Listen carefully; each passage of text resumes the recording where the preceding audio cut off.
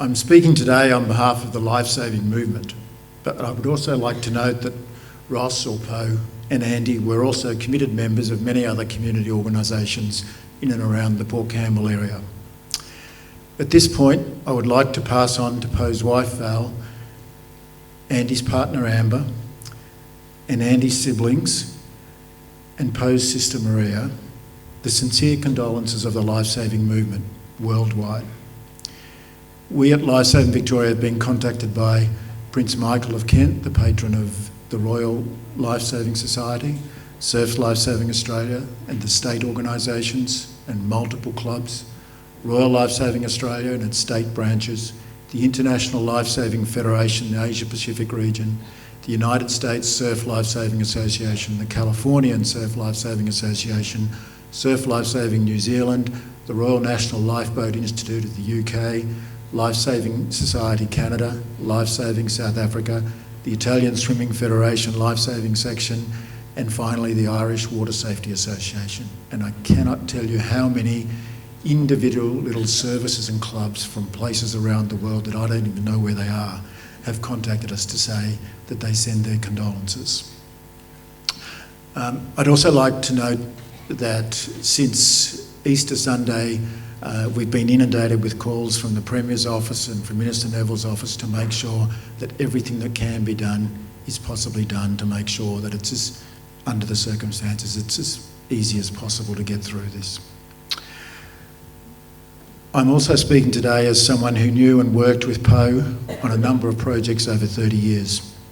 I didn't know Andy, but from discussions with Val and others, it wasn't just in appearance that they were alike.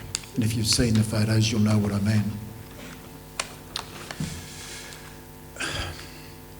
They were peas in a pod and had the same values, and they had achieved the holy grail of father and son relationships.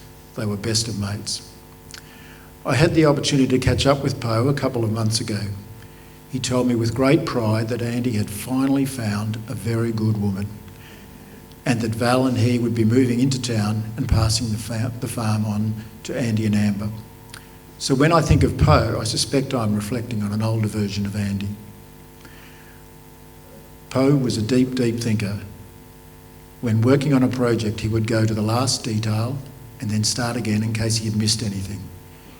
You knew that there would always be follow-up phone calls just to make sure you hadn't missed anything.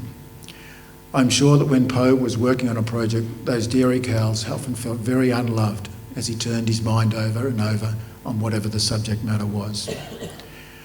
For those of us that had debated, negotiated or worked on a project with Poe, you will know that how he operated. He would lean forward, give you a very focused look, and then speak with that gravelly voice. I don't recall him ever raising his voice. His manner was such that you always got the point. And just in case you didn't, he would ring you afterwards to check. Some would say that he was too serious to be an innovator, but he was the godfather and collaborator on so many bold initiatives in and around the Port Campbell Surf Life Saving Club.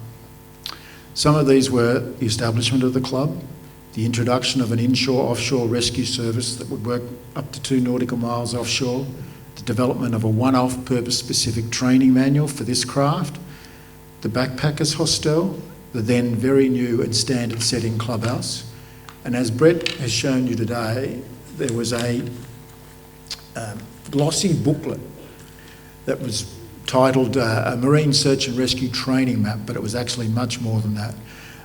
It picked up on the coastline from Childers Cove to Ryan's Den, and if you get the chance to have a look at that booklet or see it up on the wall in the clubhouse, I think you'll find you get an indication of the mind of Ross Powell and just how he went into the detail and just how he thought things through. As I've said, Poe could appear to be very serious, but he had a very dry sense of humour, if you listened carefully. He really enjoyed his time in the ocean, and at 71 he could no longer sweep surf boats, but he was quite proud that this summer season, the Port Campbell crew had won the reserve boat at the Ocean Grove Carnival. Even more proud that Andy was rowing in that crew. And I think, Maz, you might have been sweeping that crew. When we think of the life-saving movement, It is often represented by pictures of glamorous beaches, very fit iron men and women, possibly nippers, rescue helicopters, and many even related to the Bondi Rescue Lifeguards. These are important aspects of the organisation's activity and provide a window for a marketable image to achieve service outcomes, recruitment and resourcing.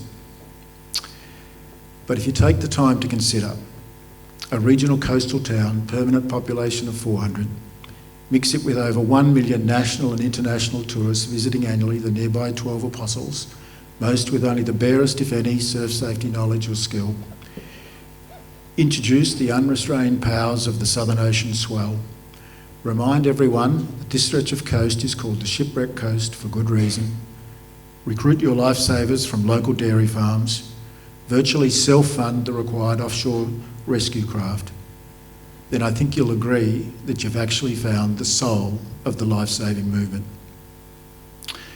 Ross and Andy were the physical representation of that soul.